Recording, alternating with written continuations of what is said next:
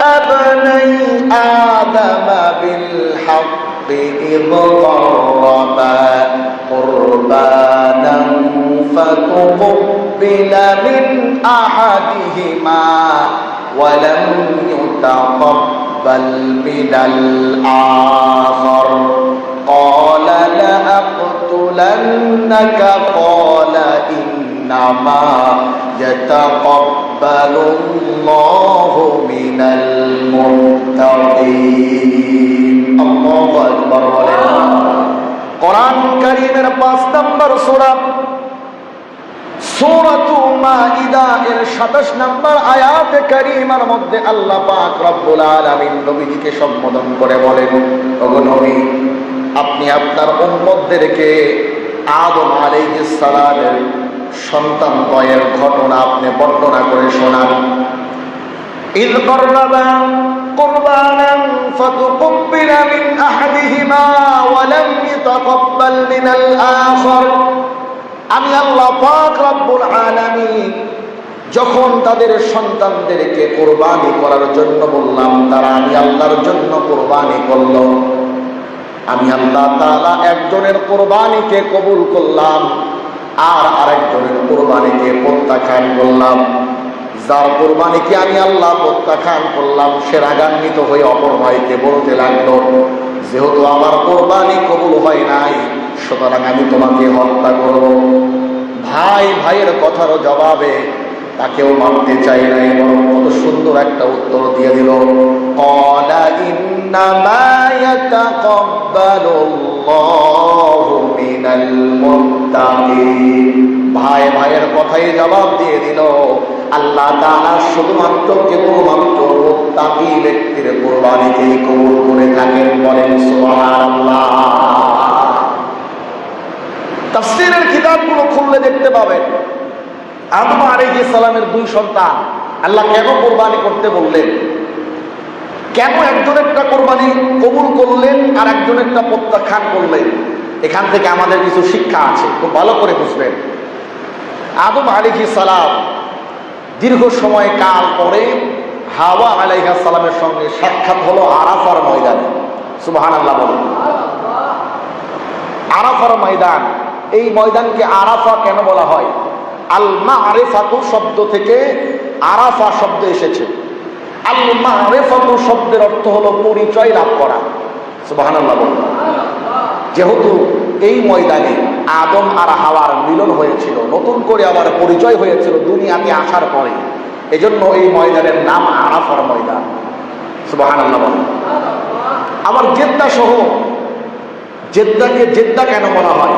জাদ্দাতুন শব্দের অর্থ হলো দাদি বা নানি।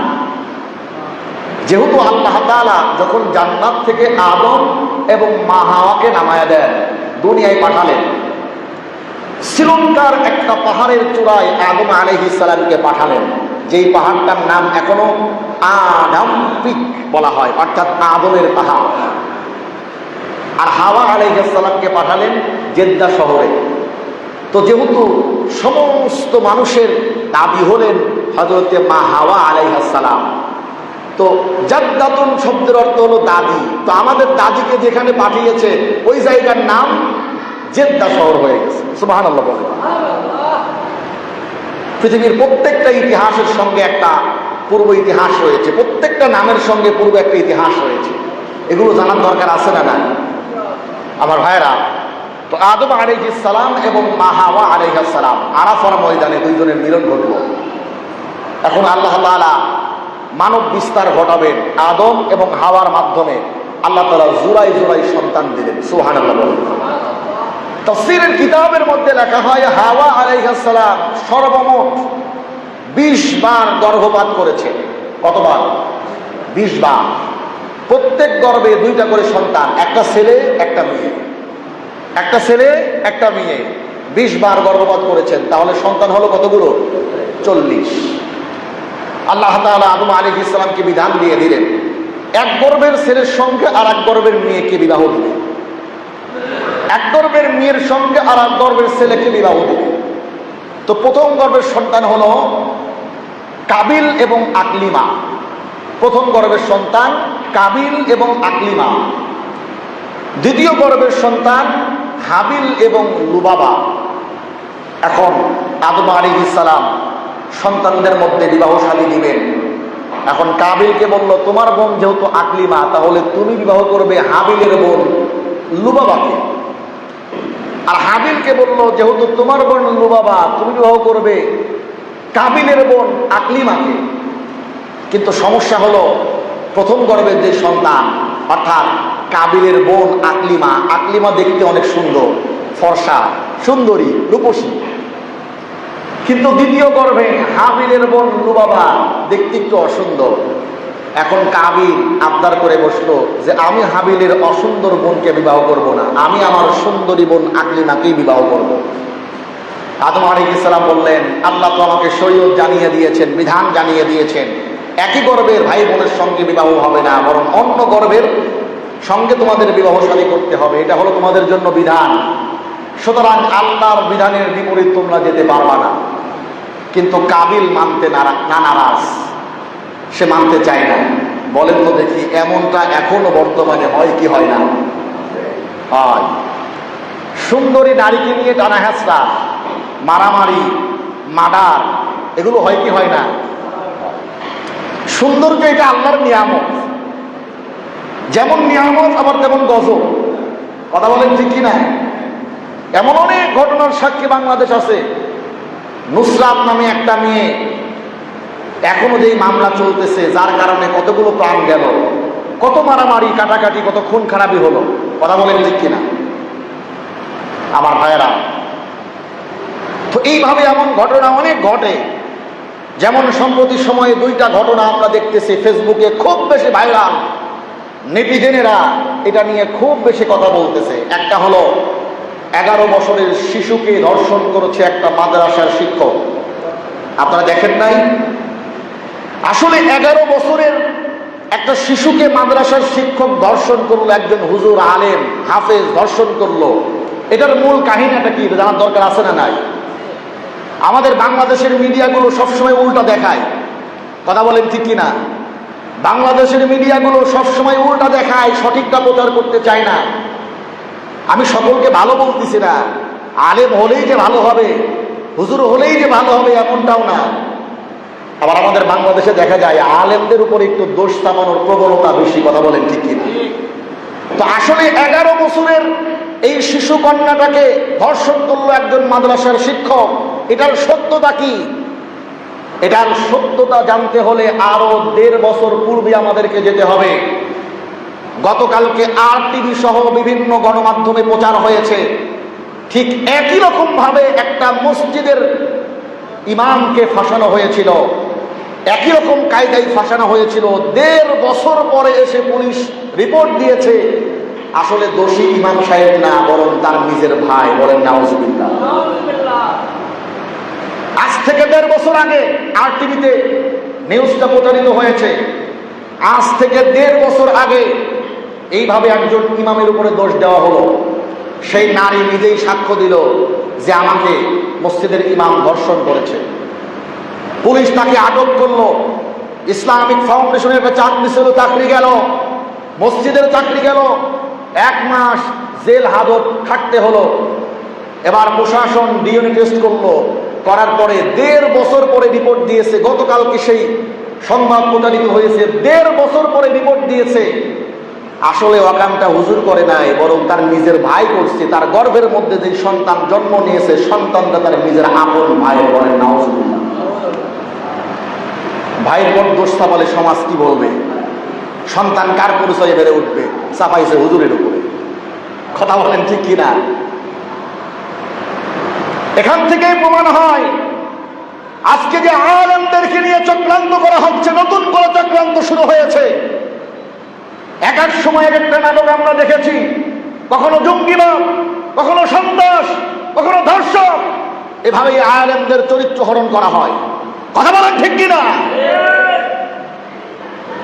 আমার ভাইরা, এই যে 11 বছরের শিশুকে ধর্ষণ করা হলো, আমরা প্রথমে বলি আলেম হোক আর জালেম হোক, যেই হোক, অপরাধ করলে শাস্তি পেতে হবে। কথা বলেন ঠিক কিনা?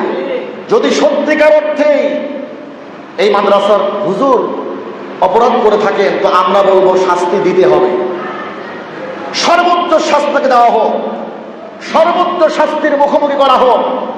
তবে তার আগে আমরা চাই সুষ্ঠু তদন্তর মাধ্যমে এটা বের করে আনা হোক। ওই হুজুর আবেদন করেছে ডিএনএ টেস্ট করা হোক, ডিএনএ টেস্ট করে প্রমাণ করা হোক আসলেই সে অপরাধী কিনা।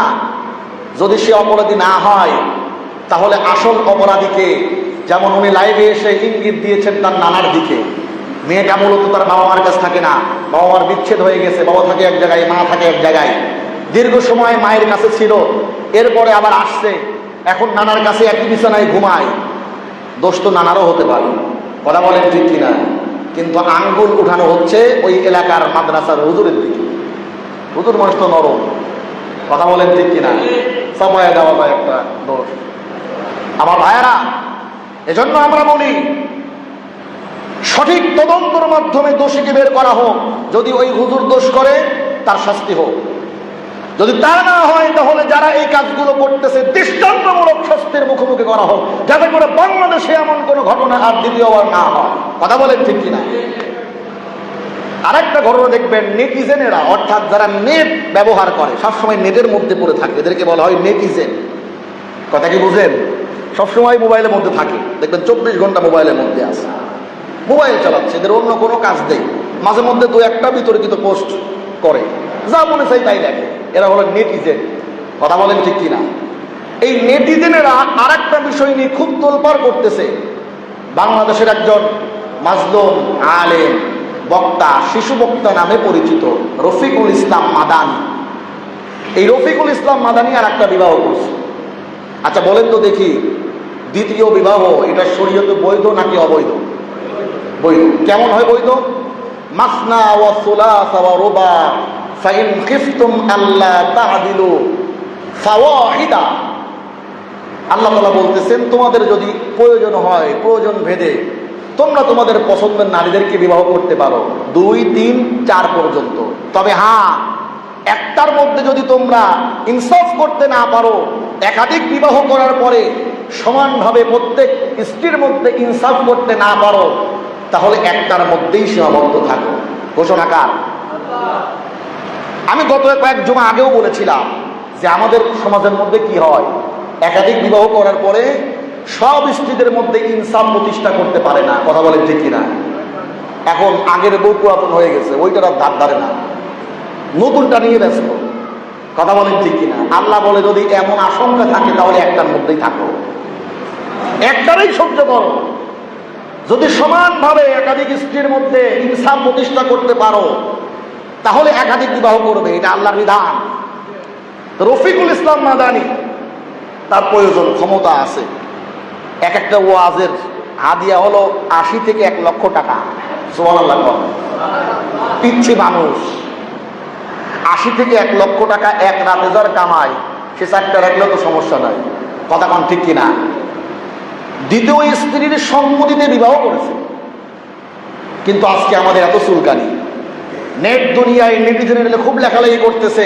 আমার ভাইয়েরা, মনে রাখতে হবে এটা একটা ইসলামের বিধান। হ্যাঁ, আপনার যদি ক্ষমতা না থাকে, আপনি যদি ভয় করেন, আশঙ্কা করেন যে আর একটা বিবাহ করলে পরে আমার খবর আছে, অথবা আমি ইনসাফ প্রতিষ্ঠা করতে পারবো না, সমাজের মধ্যে, পরিবারের মধ্যে বিশৃঙ্খলা সৃষ্টি হবে, একটা নিয়ে আমি সন্তুষ্ট আছি, একটার মধ্যেই থাকেন, কোনো সমস্যা নাই। কিন্তু ইসলাম তো এই বিধানটাকে বৈধ করেছে। ইসলাম একটা বৈধ বিধান, এটাকে অস্বীকার করার সুযোগ আছে? কথা বলেন, সুযোগ আছে? যদি কোনো পুরুষ ক্ষমতা রাখে যে তারা একাধিক স্ত্রীকে রাখতে পারবে, বাড়ি ঘর দিয়ে, ভরণ পোষণ দিয়ে, এবং সমানভাবে তাদের মধ্যে হক বন্টন করতে পারবে, তাহলে ওই পুরুষকে নিয়ে আঙ্গুল তোলার সাহস কোনো মানুষ করতে পারে না। কথা বলেন ঠিক? কারণ এটা একটা ইসলামের বিধান, এটা আল্লাহ তাআলা এই বিধান দিয়ে দিয়েছে। কেন এই বিধান দিয়েছেন? নারীদের উপরে জুলুম করার জন্য না। লক্ষ্য করে দেখেন, আজকে মাঝে মধ্যেই অমুক হোটেলে রেড হয়, অমুক হোটেলে, আবাসিক হোটেলে রেড হয়, সেখান থেকে কলেজের মেয়েরা, কথা বলেন ঠিক কিনা, অমুকের বউ অমুকের সঙ্গে বের হয়ে চলে গেছে, স্বামী আছে বিদেশ, তবুও এদিকে ভাগছে। কথা বলেন ঠিক কিনা? শুধু তাই না, একটা জরিপে বলতেছে গোটা পৃথিবীর মধ্যে নারী হলো পুরুষের চাইতে 3 গুণ বেশি। তাহলে বলেন, এই যে 3 গুণ বেশি নারী, এই নারীগুলো কোথায় যাবে? এই নারীগুলো কোথায় যাবে? একটা নারী যখন তালাক প্রাপ্ত হচ্ছে তারপর তার বিবাহ হচ্ছে না, কারণ আমাদের সমাজের সিস্টেম, একটা নারী একবার তালাক প্রাপ্ত হলে পরে তাকে আর আমরা ভালো চোখে দেখি না। কথা বলেন ঠিক কিনা? আমার ভাইয়েরা, আল্লাহর নবীজি প্রথম বিবাহ করলেন হযরতে খাদিজা। আল্লাহর নবীজির খাদিজা, হযরতে খাদিজা রাদিয়াল্লাহু তাআলা আনহা, উনি আরেকজনের স্ত্রী ছিলেন, তালাক প্রাপ্ত ছিলেন। কথা বলেন ঠিক কিনা? মুহতারাম হাজিরিন, অথচ আজকে আমাদের সমাজের সিস্টেমটা এমন হয়ে গেছে, নারী আজকে অবহেলিত। একটা নারী স্বামীর ঘর থেকে ঘুরে আসার পরে বাবার বাড়িতে বা অন্য জায়গায় তার যে কি কষ্ট, ওই নারীটাই বোঝে। যদি আজকে আমাদের সমাজ এই একাধিক বিবাহকে সহজ করতো, তাহলে এই নারীগুলো আশ্রয়স্থল খুঁজে পেত। কথা বলেন ঠিক কিনা? এই নারীগুলো তার আশ্রয়স্থল খুঁজে পেত। হয়তো কোনো একজন পুরুষ তার দায়িত্ব নিত, নিরাপদ একটা আশ্রয়স্থল খুঁজে পেত। কিন্তু আজকে আমরা এগুলোকে কঠিন বানিয়ে ফেলেছি। কঠিন বানানো যাবে না। আপনার যদি ক্ষমতা না থাকে, আপনি নিজেকে দুর্বল ভাবেন যে আমি দুর্বল, আমি পারলাম না, আমি একটার মধ্যেই থাকি। কিন্তু যে একাধিক রাখতে পারে তাকে নিয়ে আঙ্গুল তুলবেন, নেট দুনিয়ায় তাকে ভাইরাল করবেন, 6 লাখ ঘটাবেন, তা হবে না। এটা করতে পারবেন না। এটা করা মানে আল্লাহর কোরআনের আইনের বিরুদ্ধে আঙ্গুল উঠানো। কথা বলেন ঠিক কিনা? এগুলো বোঝার জানার দরকার আছে না? হয়তো অনেকে রাগ করতেছেন, কারণ এই বিষয়টি অনেকের আপত্তি আছে, কিন্তু আপত্তি করলে সরাসরি কোরআনের উপর আপত্তি করা হবে। কথা বলেন ঠিক কিনা? আপত্তি করলে সরাসরি কোরআনের উপর আপত্তি করা হবে। আপনার দুর্বলতা আপনাকে স্বীকার করতে হবে। আমি নিজেই দুর্বল। আমাকে যদি বলেন হুজুর আপনি করেন, আমি পারবো না, সম্ভব না আমার দ্বারা, কিয়ামত হয়ে যাবে। কারণ আমি দুর্বল, দুর্বলতা স্বীকার করতেছি। আপনাকে স্বীকার করতে হবে। কেউ যদি পারে তাকে সুপুরুষ বলতে হবে। কেউ একটা বিবাহ করছে, একটার পর একটা করছে, 2 জন বউ সুপুরুষ, 3 জন বউ মহাপুরুষ। কথা কি বুঝতে পারেন? যত নবী রাসূল আসছে, প্রত্যেকটা নবী রাসূলের একাধিক স্ত্রী ছিল। এমন একজন নবী রাসূল নাই যার একজন স্ত্রী ছিল। যত নবী রাসূল আসছে, প্রত্যেকটা নবী রাসূলের একাধিক স্ত্রী ছিল। সাহাবায়ে কেরাম বলেন, আমাদের ইমামগণ যারা আছেন, সলফে সালিহিন যারা আছেন, হাদিসের লেখক ইমাম মুসলিম, ইমাম বুখারী, ইমাম তিরমিজি, যত লেখক ইসলামের ধারায় আছে, বড় বড় পণ্ডিত মনীষী আছে, সকলের একাধিক স্ত্রী ছিল। তারা ছিলেন সুপুরুষ, তারা ছিলেন মহাপুরুষ। আমরা কাপুরুষ। কথা বলেন ঠিক কিনা? দুর্বলতা আপনাকে স্বীকার করতে হবে। এইটা নিয়ে আপত্তি করার কোনো সুযোগ নাই। যারা বলতেছে এরা নাস্তিক, বেঈমান, এরা ইসলামটাকে খাটো করতে চায়। কথা বলেন ঠিক কিনা? মুহতারাম হাজিরিন, তো যে কথা বলছিলাম, হাবিল আর কাবিল, মনে আছে আপনাদের? হাবিল আর কাবিল। এখন কাবিল বলতেছে যে আমার বোন আকলিমা দেখতে সুন্দর, আমি আকলিমাকে বিবাহ করবো। হযরত আদম আলাইহিস সালাম বললেন, না, এটা হবে না, কারণ তোমরা দুজন এক গর্ভে জন্মগ্রহণ করেছো। আল্লাহর বিধান হলো অন্য গর্ভের মেয়েকে তোমাকে বিবাহ করতে হবে। অর্থাৎ হাবিলের যেই বোন লুবাবা, এই লুবাবাকে তোমার বিবাহ করতে হবে, তুমি আকলিমাকে বিবাহ করতে পারবা না। আল্লাহ পাক রব্বুল আলামিন হযরত আদম আলাইহিস সালামকে ডাক দিয়ে বললেন, আদম, আমার কাছে সমাধান আছে। তোমার 2 সন্তানকেই কুরবানি করতে বলো, আমি আল্লাহর জন্য। আমি আল্লাহ যার কুরবানিটা কবুল করব, তার সঙ্গেই আকলিমার বিবাহ হবে। সেই সুন্দরী বোনকে বিবাহ করতে পারবে। সুবহানাল্লাহ। আমার মুসলমান বন্ধুগণ, পয়গম্বর আদম আলাইহিস সালাতু ওয়াস সালাম তার 2 জন সন্তান হাবিল এবং কাবিল, 2 সন্তানকেই আল্লাহর বিধান জানিয়ে দিলেন, ও আমার সন্তানেরা, তোমরা যদি তোমাদের সুন্দরী বোন আকলিমাকে বিবাহ করতে চাও, 2 জনকেই আল্লাহর জন্য কুরবানি করতে হবে। আল্লাহ পাক রব্বুল আলামিন যার কুরবানিটা পছন্দ করবেন, যার কুরবানিটা কবুল করবেন, তার সঙ্গেই আকলিমার বিবাহ হবে। বলেন সুবহানাল্লাহ। আমার মুসলমান বন্ধুগণ, তাফসীরের কিতাবের মধ্যে লেখা হয়, ওই সময়কালে কুরবানি দেওয়ার সিস্টেম ছিল, কুরবানির বস্তুকে ফাঁকা একটা মাঠের মধ্যে একত্রিত করবে। যার কুরবানিটা আল্লাহর কাছে কবুল হয়ে যাবে, যার কুরবানিটা ইখলাসপূর্ণ হবে, যার কুরবানিটা তাকওয়ার সাথে হবে, আল্লাহ তাআলা আসমান থেকে আগুন পাঠাইয়া তার কুরবানিটাকে পুরাইয়া ছাই করে দিবে। যার কোরবানিটা আসমানের আগুন দ্বারা পুড়ে যাবে, বোঝা যাবে ওই কোরবানিটাই আল্লাহর কাছে কবুল হয়েছে। বলেন সুবহানাল্লাহ। আমার মুসলমান বন্ধুগণ, হাবিল আর কাবিল, হাবিল মেষ চড়ানোর কাজ করতো, হাবিলের কাজ ছিল ছাগল চড়ানো, আর কাবিলের কাজ ছিল মুসলমান বন্ধুগণ সবজি চাষ করা। কাবিল সবজি চাষ করত, আর হাবিল মেষ চড়াতো, ছাগল চড়াতো, ভেড়া চড়াতো। হাবিল চিন্তা করলো, যেহেতু আমি আমার আল্লাহর জন্য কুরবানি করব, সুতরাং কুরবানিটা হতে হবে সব থেকে হুষ্টপুষ্ট, সব থেকে সুন্দর। আমি আমার আল্লাহকে সন্তুষ্টি করার জন্য কুরবানি করব। হাবিল কি করলো, তার ছাগল পালের সব থেকে হুষ্টপুষ্ট মোটা তাজা ছাগলটাকে মাঠের মধ্যে এক জায়গায় রেখে দিল। আর কাবিল চিন্তা করে, যেহেতু আগুনেই পুড়ে যাবে, ভালো দিয়ে কি হবে? তারা শাকসবজির মধ্যে যেগুলো পচা, মরা, শুকনো, যেগুলো আর বাজারে বিক্রি করা যাবে না, খাবার অনুপযুক্ত, কাবিল চিন্তা করে যেহেতু আগুনেই পুড়ে যাবে, ভালো জিনিস দিয়ে কি হবে? তার শাকসবজির মধ্য থেকে পচা, শুকনো, মরা খাবারগুলোকে এক জায়গায় করলো। আল্লাহ পাক রব্বুল আলামিন আসমান থেকে আগুন পাঠাইয়া হযরতে হাবিলের কুরবানিটাকে পুড়াইয়া দিলেন, কবুল করে নিলেন। কাবিল বড় রাগান্বিত হয়ে গেল। কাবিল মনে মনে চিন্তা করে, আমার কোরবানি তো কবুল হলো না, আমি আমার সুন্দরী বোন আকলিমাকে বিবাহ করতে পারবো না, সুতরাং যার জন্য আমি আমার সুন্দরী বোন আকলিমাকে বিবাহ করতে পারবো না, তাকেই আমি আমার পথ থেকে সরাইয়া দেব। বলেন নাউজুবিল্লাহ। আবার মুসলমান বন্ধুগণ, এই জায়গায় দুইটা বিষয় আমাদেরকে লক্ষ্য রাখতে হবে। এক নম্বরে হযরতে হাবিল, হাবিল যেই কুরবানি করলো, কুরবানিটা হুষ্টপুষ্ট ছিল, কথা বলেন ঠিক কিনা? আর হাবিল কুরবানি করেছে আল্লাহর সন্তুষ্টির জন্য, আল্লাহকে রাজি খুশি করার জন্য।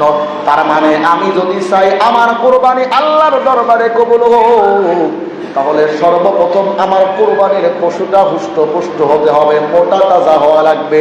রোগা পাতলা যেমন তেমন একটা কুরবানির পশু কিনে আমি কুরবানি করে দিলাম, ওই কুরবানি আল্লাহর দরবারে কবুল হবে না। দুই নম্বরে হাবিল তার ভাই কাবিলকে বলল, قال انما يتقبل الله من المتقين, আল্লাহ পাক রব্বুল আলামিন শুধুমাত্র মুত্তাকি ব্যক্তির কুরবানিকেই কবুল করে। তার মানে বোঝা গেল, এক নম্বরে আমার কুরবানির পশুটা বড় হুষ্টপুষ্ট হতে হবে, মোটা তাজা হওয়া লাগবে। দুই নম্বরে কুরবানিটা হবে একমাত্র আল্লাহর সন্তুষ্টির জন্য। কথা বলেন ঠিক কিনা? হাবিলও তার কুরবানির বস্তুকে এক জায়গায় করলো, কাবিলও এক জায়গায় করলো। কাবিল চিন্তা করে, পুরেই তো যাবে, নষ্টই তো হয়ে যাবে, তো ভালো জিনিস দিয়ে লাভ। সে তার ক্ষেতের মধ্য থেকে সব থেকে মরা কিছু শাকসবজি আছে না, পোকা ধরে যায়, বাজারে বিক্রি পাওয়া যায় না, খাওয়াও যায় না, গরু দিয়ে খাওয়ানো লাগে। কথা কান ঠিক কিনা? তো কাবিল চিন্তা করে, পুরেই তো যাবে, যেগুলো ভালো আছে এগুলো বাজারে বিক্রি করতে পারবো, নিজে খেতে পারবো, তো যেটা পুড়ে যাবে ভালো দিয়ে লাভ কি? তো যেগুলো পোকা ধরা, মরা, শুকনো, ওইগুলোকে এক জায়গায় করছে। আর হাবিল চিন্তা করে যে আল্লাহর জন্য দিচ্ছি, তো আল্লাহরে খুশি করতে হবে। আমি আমার বকরির পাল থেকে, আমি আমার ছাগলের পাল থেকে সব থেকে হুষ্টপুষ্ট যেই ছাগলটা, এইটা আমি দেবো। সুবহানাল্লাহ। আল্লাহ তাআলা হাবিলের উপর খুশি হয়ে গেছে। হাবিলের ছাগলটা, আসমান থেকে আগুন এসে হাবিলের ছাগলটা পুড়ে গেছে। তো হাবিলের জন্য ফাইসালা হয়ে গেছে। এখন কাবিল চিন্তা করে, সুন্দরী রমণী তো বিবাহ করতে পারলাম না, আকলিমারে তো আমি আর পেলাম না, তাহলে কি করা যায়? পথের কাটা যেইটা, এইটাই সরাই দেওয়া লাগবে। নাউজুবিল্লাহ। আবার মুসলমান বন্ধুগণ, হাবিল কাবিলের ঘটনা বলতে গেলে লম্বা চওড়া ঘটনা হয়ে যাবে।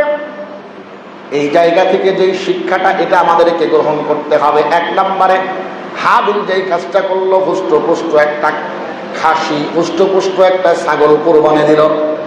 তার মানে এখান থেকে বুঝে আসে, আমার কোরবানিটা যদি আল্লাহর সন্তুষ্টির জন্য আমি দিতে চাই, আমি যদি চাই আমার কোরবানির পশুটা আল্লাহর কাছে কবুল হোক, কোরবানির পশুটা অবশ্যই হুষ্টপুষ্ট হওয়া লাগবে। কথা বলেন ঠিক কিনা? এই জন্যই তো আল্লাহ পাক রব্বুল আলামিন বলেন, লা ইয়ানালাল্লাহু লুহুমুহা ওয়ালা দিমাউহা ওয়ালাকিন ইয়ানালুহুত তাকওয়া মিনকুম। আল্লাহ পাক রব্বুল আলামিন বলেন, ও বান্দারে, তোমার কুরবানির পশুর রক্ত মাংস কোনো কিছুই আমি আল্লাহর কাছে পৌঁছাই না। কুরবানির পশুর গোশত তো তুমি খাবে, চামড়া বিক্রি করে তুমি তো তোমার সওয়াবের জন্য দান করবে, অথবা চামড়াটাকে নিজের কাছেই ব্যবহার করবে। বান্দারে, এই গোশত মাংস রক্ত কোনো কিছুই আমি আল্লাহর কাছে পৌঁছাই না। আমি আল্লাহর কাছে যেটা পৌঁছাই সেটা হলো তাকওয়া। আমি আল্লাহ তাআলা তোমার কাছে পশু কুরবানি চাই না। আমি আল্লাহ দেখতে চাই তুমি তোমার দিলটাকে কুরবানি করতে পারো কিনা। তোমার দিলের মধ্যে যে গোশত খাওয়ার আকাঙ্ক্ষা, এই আকাঙ্ক্ষাকে তুমি কুরবানি করতে পারো কিনা। তোমার দিলের মধ্যে মানুষ দেখানোর আকাঙ্ক্ষা, মানুষ আমারে বলবে, আরে বাজারের সব থেকে বড় গরুটা আমি কিনলাম আর বড় কুরবানিটা আমি করলাম, সমাজের মধ্যে আমার চাইতে বড় কুরবানি কেউ দেয় নাই। কুরবানির পশুটা কিনে পশুর গলার মধ্যে মালা দিয়া হাঁটাতে হাঁটাতে নিয়ে আসো আর মানুষকে দেখাও, ফেসবুকে ছবি তুলে আপলোড করো, মানুষকে দেখাও বড় একটা গরু আমি কুরবানি দিলাম। আমার আল্লাহ পাক রব্বুল আলামিন বান্দাকে দেখে বলে, বান্দারে, আমি আল্লাহ দেখতে চাই দিলের মধ্যে মানুষ দেখানোর যে আকাঙ্ক্ষা, দিলের মধ্যে যে গোশত খাওয়ার আকাঙ্ক্ষা, এই আকাঙ্ক্ষাকে তুমি কুরবানি করতে পারো কিনা। যেমন ভাবে আমার পয়গম্বর ইব্রাহিম নিজের কলিজার টুকরা সন্তান ইসমাইলকে কুরবানি করেছে। বান্দারে, আমি যদি জানি কুরবানি তোমার কাছে চাইতাম, তাহলে ওই দিন আমার পয়গম্বর ইসমাইল, আমার পয়গম্বর ইব্রাহিমের শরীর নিচে ইসমাইল কুরবানি হয়ে যেত। কথা বলেন ঠিক কিনা? আল্লাহ পাক রব্বুল আলামিন বান্দার কাছে পশু কুরবানি চাই না। আল্লাহ পাক রব্বুল আলামিন বান্দার কাছে পশু কুরবানি চাই না। আল্লাহ তাআলা বান্দার দিলের কুরবানি দেখতে চায়। কথা বলেন ঠিক কিনা? আল্লাহ পাক রব্বুল আলামিন দেখতে চাই, বান্দারে, আমি আল্লাহর সন্তুষ্টির জন্য তুমি তোমার দিলটাকে কুরবানি করতে পারো কিনা। এজন্য পশু যেমনই হোক না কেন, উদ্দেশ্য যেন শুধুমাত্র আল্লাহর সন্তুষ্টি হয়। কথা বলেন ঠিক কিনা? কুরবানির পশু আমরা কিনতে শুরু করেছি, কুরবানির পশু আমরা কিনতে শুরু করেছি। লক্ষ্য রাখতে হবে, হ্যাঁ, আমার মনের মধ্যে যেন এটা না আসে যে সারা বছর গোশত খেতেই হয়। বড় একটা ডিপ ফ্রিজ কিনছি, তো গরু একটা কুরবানি দেবো, গোশতগুলো এর মধ্যে বোঝাই করব, সারা বছর ধরে খাবো। কেনাই লাগে, কিন্তু মানুষও দেখবে দিলাম বড় একটা গরু কুরবানি দিলাম, মানুষও দেখবে, নিজেরও খাওয়া হবে। যদি এই আকাঙ্ক্ষা আমার দিলের মধ্যে থাকে, ওই কোরবানি আল্লাহর দরবারে কবুল হবে। কথা বলেন ঠিক কিনা? মুহতারাম হাজরিন, তো কোরবানি আমরা কারা করব? কোরবানি কাদের উপরে ওয়াজিব? বালেগ সুস্থ মস্তিষ্ক ব্যক্তি, নর এবং নারী, নিসাব পরিমাণ মালের মালিক, জিলহজ মাসের 10 তারিখের সূর্যোদয় থেকে শুরু করে নিয়ে 12 তারিখ সূর্যাস্তের আগ পর্যন্ত, এই সময়ের মধ্যে, 3 দিনের মধ্যে, এই সময়ের মধ্যে যারা নিসাব পরিমাণ মালের মালিক থাকবে, এদের জন্য কোরবানি ওয়াজিব। নিসাব কতটুকু?